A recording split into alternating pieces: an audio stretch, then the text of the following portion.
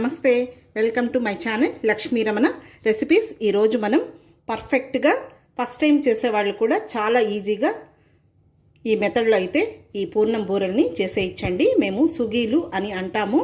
చాలా హెల్దీ అన్నమాట. టేస్ట్ కూడా చాలా బాగుంటాయి. చేసుకోవడం చాలా సింపుల్. కాబట్టి ఈరోజు మనం ఈ పూర్ణం బూరెల్ని ఎలా ప్రిపేర్ చేసుకోవాలో కావలసిన పదార్థాలు, తయారీ విధానం ఒకసారి చూద్దామండి. ఇక్కడ నేను ఈ సైజ్ కప్పుతో 1 కప్పు పచ్చిశనగపప్పు తీసుకున్నానండి. ఇది 1/4 కేజీ పచ్చిశనగపప్పు. ఇప్పుడు ఒక కుక్కర్ తీసుకొని ఈ పచ్చిశనగపప్పు ఇందులో వేసేసుకుందాము. ఇప్పుడు ఈ పచ్చిశనగపప్పుని ఒక 2 సార్లు శుభ్రంగా కడిగేసేసుకోవాలి. 2 సార్లు శుభ్రంగా కడిగేసిన తర్వాత మనం తీసుకున్న కప్పుతో ఒక 2 కప్పుల నీళ్లు వేయాలి. ఇప్పుడు ఈ పప్పుని మినిమం ఒక అరగంటన్న నానబెట్టాలి.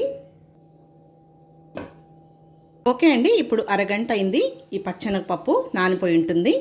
మరి మనకు ఎక్కువేం నానాల్సిన అవసరం లేదు. ఒక అరగంట నానబెడితే సరిపోతుంది. ఇప్పుడు మూత పెట్టేద్దాం. ఓకే అండి, ఇప్పుడు స్టవ్ వెలిగించుకొని కుక్కర్ పెట్టేసేసుకొని హై ఫ్లేమ్లో ఒక 3 విజిల్స్ వచ్చే వరకు మనం పప్పుని ఉడికించుకుంటే సరిపోతుంది. ఓకే అండి, 3 విజిల్స్ వచ్చింది. ఇప్పుడు మనం స్టవ్ ఆఫ్ చేసేసుకుందాము. చూడండి, ఇప్పుడు ప్రెజర్ అంతా పోయిన తర్వాత తీసి చూస్తే ఈ పప్పు అనేది మనకు ఉడికిపోయింది. ఈ విధంగా ఉడకాలండి. ఇప్పుడు ఇది మనం స్ట్రెయిన్ చేసేసుకోవాలి. ఇప్పుడు ఇలా ఒక గిన్నె పెట్టేసేసుకొని స్ట్రెయినర్ పెట్టేసుకోవాలి. ఇలా ఈ పప్పుని స్ట్రెయినర్లో వేసేసుకుందాం. మనం ఈ నీళ్ళని వేస్ట్ చేయకుండా రసం చేసుకోవచ్చండి. చాలా బాగుంటుంది. పప్పు కొంచెం గోరువెచ్చగా ఉంటే సరిపోతుంది. చూడండి, ఇన్ని నీళ్ళు వచ్చాయి కదా. ఇవి వేస్ట్ చేయకుండా మనం రసం పెట్టుకోవచ్చు. బాగుంటుంది కమ్మగా. మనం 1 కప్పు పప్పు తీసుకున్నాం కదా అండి, ఈక్వల్గా బెల్లం కూడా తీసుకోవాలి. ఇక్కడ నేను బెల్లంని ఆల్రెడీ కొట్టిపెట్టాను. ఇది కూడా 1 కప్పు. ఇప్పుడు ఒక మిక్సీ జార్ తీసుకొని ఈ పప్పుని ఒక 3 సార్లుగా మనం వేసుకోవాలి. అలాగే మనం ఇందులో బెల్లంని కూడా కొద్దిగా వేసుకోవాలి. అలాగే ఇందులో ఒక 8 ఇలాచీల్ని కొంచెం కచ్చా పచ్చగా దంచి వేసేసుకోవాలి. మనం ఒకేసారి వేసేసుకుంటే సరిపోతుంది. లేదు మనం మిక్సీ పట్టేటప్పుడు కొద్దిగా వేసుకోవచ్చు. ఇప్పుడు దీన్ని నిలుపుకుంటూ గ్రైండ్ చేయాలి. జస్ట్ లైట్గా గ్రైండ్ చేస్తే సరిపోతుంది. చూడండి, ఈ విధంగా మనం మిక్సీ పట్టేసుకుంటే సరిపోతుంది. ఇదే విధంగా ఆ మిగిలిన పప్పుని మిక్సీ పట్టేసుకోవాలి. మిక్సీ పట్టుకున్నదంతా ఈ విధంగా ఒక గిన్నెలోకి తీసేసుకోవాలి. ఇప్పుడు ఇదంతా నేను మిక్సీ వేసేసాను. ఇప్పుడు మిక్సీ పట్టుకున్నదంతా కూడా ఈ విధంగా ఒక ప్యాన్లోకి తీసేసుకోవాలి. ఇప్పుడు ఈ పూర్ణాన్నంతా మీడియం ఫ్లేమ్లో ఒక 5-6 నిమిషాలు కలుపుకుంటూ ఇలా కొంచెం దగ్గర పడే వరకు మనం దీన్ని కుక్ చేసుకోవాలండి. కొంచెం కలర్ కూడా మనకు మంచిగా వస్తుంది. ఆ బెల్లం అనేది కొంచెం లైట్గా పాకంలాగా వచ్చి, ఇప్పుడు ఇందులో కొద్దిగా నెయ్యి వేసుకుందాము. 1 టేబుల్ స్పూన్ నెయ్యి వేసుకుందాము. ఓకే అండి, చాలు. ఇప్పుడు మనం స్టవ్ ఆఫ్ చేసేసుకుందాము. ఇది మళ్ళీ గట్టిగా అయిపోతుంది. పూర్ణం బూరెల కోసం మామూలుగా మనం ఇంట్లో దోశ, ఇడ్లీ చేస్తూ ఉంటాం కదండి, దోశ పిండి. మేము దీంతోనే ఎక్కువగా ఈ పూర్ణం బూరెల్ని చేస్తాము. లేదు మైదా పిండితో పూర్ణం బూరెల్ని చేస్తామండి.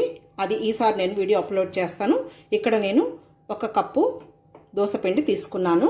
ఈ దోశ పిండి అనేది మరీ లూజ్గా కాకుండా చూడండి ఈ విధంగా గట్టిగా ఉండాలి. ఇప్పుడు ఇందులో కొద్దిగా సాల్ట్ వేసుకుందాము, పైన మనకు చప్పగా లేకుండా. అలాగే 1 టీ స్పూన్ చక్కెర వేసుకోవాలి. 1 చిటికెడు వంట సోడా వేసుకోవాలి. మామూలుగా బియ్యము, మినప్పప్పు నానబెట్టి ఈ పూర్ణం బూరెల్ని చేస్తూ ఉంటారు. మేమైతే మా సైడు ఎక్కువగా ఈ విధంగా దోశ పిండితో చేస్తాము. ఇప్పుడు ఇదంతా కూడా బాగా కలిపేసేసుకోవాలి. చూడండి, గట్టిగా ఈ విధంగా ఉండాలి. మీకు ఈ దోశ, ఇడ్లీ పిండి బ్యాటర్ కావాలంటే ఆల్రెడీ నేను చాలా రకాల డిఫరెంట్ స్టైల్లో వీడియో అప్లోడ్ చేశాను. ఒకసారి చూడండి. ఆ పిండితో మనం బూరెలు చేసుకుంటే సరిపోతుంది. మినప్పప్పు, బియ్యము అన్నీ వేసి మనం గ్రైండ్ చేసుకుంటాం కదా. చూడండి, ఇది బ్యాటర్ అనేది మనకు నీళ్ళగా ఉండకూడదు. గట్టి పిండే ఉంటుంది కదా, అందులోనే మనం కొద్దిగా సాల్ట్, వంట సోడా వేసేసామంటే మనకు పర్ఫెక్ట్గా వచ్చేస్తుంది. చూడండి, ఈ విధంగా ఉండాలి. ఇలా పిండిని కొంచెం బాగా ఇలా మిక్స్ చేసేసుకుంటే సరిపోతుంది. ఇప్పుడు ఈ పూర్ణాన్నంతా ఒకసారి బాగా చేత్తో మిక్స్ చేసేసుకోవాలి. మనకు ఏ సైజులో కావాలనో ఆ సైజులో కొంచెం చేతికి నీళ్ళు అంటుకొని ఈ విధంగా బాల్స్ చేసేసుకోవాలి. మరీ పెద్దవి లేకుండా కొంచెం మీడియం సైజులో చేసుకుంటే సరిపోతుందండి. కొంతమంది కొంచెం పెద్దవిగా చేసుకుంటారు. ఇప్పుడు చేసుకున్నవన్నీ ఈ విధంగా ప్లేట్లో పెట్టేసుకోవాలి. మనం ఈ పిండిని ఫ్రిడ్జ్లో స్టోర్ చేసుకొని మనకు ఎప్పుడు కావాలో అప్పుడు కూడా చేసుకోవచ్చండి వేడివేడిగా. తర్వాత ఇదే పద్ధతిలో మనం బొబ్బట్లు కూడా చేసుకోవచ్చు. ఇదే పూర్ణంని యూస్ చేసుకొని తర్వాత ఇదే పూర్ణంలో కొంచెం మనం పచ్చి కొబ్బరి మిక్స్ చేసుకొని అలా కూడా చేసుకోవచ్చండి. అది కూడా ఇంకొక మెథడ్ అనమాట. ఓన్లీ పచ్చి కొబ్బరితోనే కూడా మనం బూరెలు చేసుకోవచ్చు. నేను అవన్నీ కూడా మీకు ఈసారి వీడియో అప్లోడ్ చేస్తాను. తర్వాత బియ్యం మినప్పప్పు కూడా నానబెట్టి మనం బ్యాటర్ని రెడీ చేసుకొని చేస్తాం కదా, అలా కూడా నేను ఈసారి మీకు వీడియో అప్లోడ్ చేస్తాను. కానీ ఈ విధంగా మనం చాలా ఈజీగా చేసేసుకోవచ్చండి. దోసపిండి ఇంట్లో ఉంటుంది కాబట్టి. ఇప్పుడు స్టవ్ వెలిగించుకొని ప్యాన్ పెట్టుకొని ఆయిల్ వేసేసుకుందాము. ఆయిల్ మరీ తక్కువ వేయకూడదండి, అవి మనకు అడుగంటిపోతాయి. ఇప్పుడు ఆయిల్ వేడెక్కే లోపల మనం చేసుకున్న ఈ పూర్ణం ఉంది కదా, ఇది ఇలా వేసేసుకొని పైన పిండి వేసేసుకొని ఇలా డిప్ చేసేసుకొని వేసేయాలండి. చూడండి, ఈ విధంగా పిండిని ఇలా ముంచేసి ఫ్రై చేసేసుకోవాలి. ఓవర్గా హీట్ అవ్వకూడదండి, కొంచెం వేడెక్కిన తర్వాత ఫ్లేమ్ని తగ్గించుకోవాలి. ఇప్పుడు మనం ఫ్లేమ్ని మీడియంలో పెట్టేసుకుందాము. ఇప్పుడు ఒక్కొక్కటే వేసేసుకుందాము.